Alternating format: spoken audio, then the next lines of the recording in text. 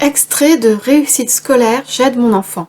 Guide pratique à usage des parents de Aude Fenech, professeur à domicile, paru aux éditions de la Goutte d'Étoile. Chapitre 1. Problème de confiance en soi. Petit A. Manque de confiance en soi. Surtout, ne dites jamais ou ne laissez jamais croire à votre enfant qu'il n'est pas capable, n'a pas les capacités ou autres du même genre. De tous les élèves que j'ai eus, très rares sont ceux qui ne manquaient pas de confiance en eux. La confiance, c'est la bête noire des élèves en difficulté et même souvent de ceux qui réussissent. Votre enfant sait parfaitement que vous attendez de lui qu'il réussisse. C'est une pression permanente sur ses épaules. Vais-je être à la hauteur ? Voilà la question que tous se posent. Or, si un lycéen est capable de faire la part des choses, de comprendre que c'est pour son propre avenir qu'il travaille, un enfant plus jeune ne l'est pas forcément. Votre enfant ne doit donc surtout pas avoir l'impression de devoir mériter votre amour. En faisant bien comprendre à votre tête blonde que votre amour pour lui est absolu et inconditionnel, vous lui enlevez déjà un poids des épaules. Mais même si à aucun moment il ne doute de votre amour et même s'il est le pire élève de la Terre, ne lui laissez pas entendre qu'il n'est pas capable. Il n'y a rien de pire ni de plus dur à rattraper qu'un enfant qui croit qu'il n'est pas capable de faire ce qu'on lui demande alors même qu'il constate tous les jours à l'école que d'autres le sont. J'ai parfois eu des élèves en pleurs parce qu'ils revenaient avec une mauvaise note sur une leçon qu'on avait pourtant travaillée des heures durant et qu'eux-mêmes avaient bûché à fond, tandis que le copain de classe qui n'y avait passé qu'une demi-heure revenait chez lui avec un 18 sur 20. Là, l'élève désespéré sort « Je suis nul de toute façon, je ne sais pas pourquoi je continue, je n'y arriverai jamais ». Dans ce genre de cas, il y a deux possibilités. Votre enfant est d'ordinaire bon élève. Alors n'hésitez surtout pas à lui dire que ce n'est pas grave, qu'il fera mieux la prochaine fois et de lui rappeler sa moyenne honorable. Ensuite, revoyez la copie avec lui, décortiquez-la, même si la correction a déjà eu lieu en classe, pour voir ce qui n'a pas été. Deuxième possibilité, votre enfant est un habitué des mauvaises notes, dans cette matière ou dans toutes.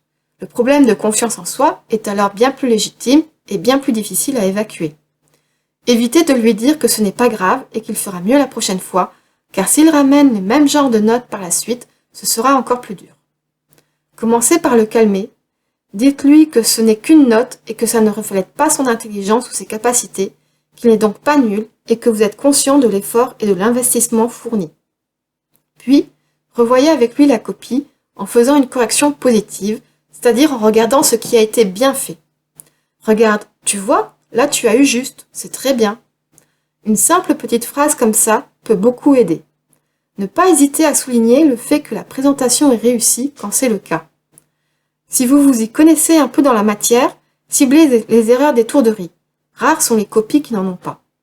Elles correspondent par définition à des fautes d'inattention, c'est-à-dire à des choses que votre enfant savait faire, mais où il s'est trompé dans l'empressement et ou le stress. Tentez alors, si la notation est suffisamment détaillée, de recalculer la note qu'il aurait eue si ces erreurs n'avaient pas été commises. Cette note sera par définition plus élevée, et si elle est fictive, elle aura néanmoins le mérite d'une part de sensibiliser votre enfant à la relecture et à la concentration, d'autre part de lui redonner confiance en ses capacités et donc en lui. Prenez l'habitude d'effectuer ce travail après chaque mauvaise note, car redonner confiance est un travail de longue haleine. Il est important que l'enfant se visualise en situation de réussite. Vous devez donc tout faire pour lui montrer qu'il est capable d'y arriver et qu'il s'imagine ramenant une bonne note dans la matière. Il m'est arrivé d'avoir des élèves tellement persuadés qu'ils étaient de toute façon nuls dans une matière qu'ils ne prenaient même plus la peine de la travailler. En effet, pourquoi travailler quand, quels que soient les efforts fournis, les résultats ne sont de toute façon pas au rendez-vous? Il est impératif que votre enfant continue à travailler les matières dans lesquelles il a le plus de difficultés et à y croire et donc à croire en lui. Petit b, tu es nul, tu n'arriveras à rien. N'oubliez pas non plus de croire en votre enfant, envers et contre tout. Vous devez être son premier fan.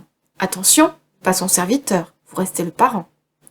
Car il n'aura pas confiance en lui s'il sent que vous n'avez pas confiance. Ne mélangez toutefois pas confiance en ses capacités et confiance en sa capacité à travailler seul, mais nous verrons ce point plus en profondeur dans le chapitre 4. Il m'arrive, rarement heureusement, d'avoir des élèves à qui les parents, souvent le père, disent qu'elles ne sont pas capables, qu'elles n'arriveront à rien, etc. Et voilà un quart d'heure de cours de perdu à consoler une élève en pleurs à cause de ce que lui a dit cette personne qui est censée la pousser, mais qui, au lieu de cela, la rabaisse. En tant qu'être humain et en tant que femme, car ce genre de comportement parental s'exerce le plus souvent à l'égard des filles, j'aurais envie de dire sans détour ma façon de penser à ce parent indigne. En tant que professeur, il me faut bien évidemment garder mon self-control, faire preuve de tact. Certains parents croient à tort que leur progéniture ne les écoute pas. C'est faux.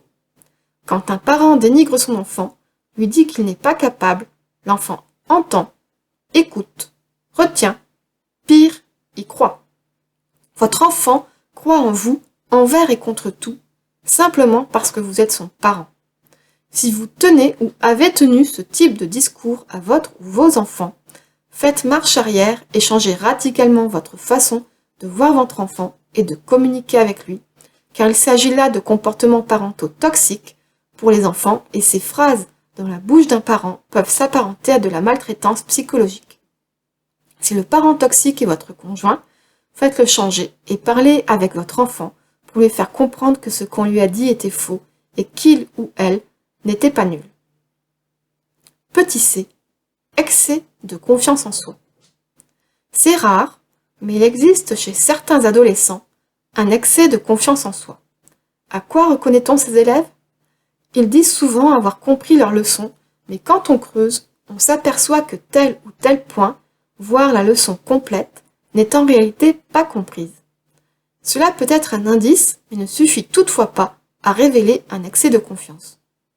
La plupart des matières, en particulier les matières scientifiques, mathématiques, sciences de la vie et de la terre, physique-chimie, demandent des justifications méthodiques aux questions avec souvent des étapes intermédiaires bien précises pour y répondre. Si votre enfant se paie le luxe de sauter ces étapes, alors même que des docteurs S-Sciences qui n'ont plus rien à prouver à personne les suivent à la lettre, pour tout calculer dans leur tête et n'écrire que le résultat, ils peuvent faire preuve d'un excès de confiance en eux. Attention, le calcul mental est une capacité importante à développer. Il ne s'agit pas ici de cela, mais bien de calculs parfois complexes réalisés entièrement de tête. Or, cela est tout aussi néfaste pour les résultats scolaires que le manque de confiance. D'une part parce que si ces étapes existent, c'est qu'il y a une raison. Elles garantissent, si les règles de raisonnement sont bien suivies, une réponse juste.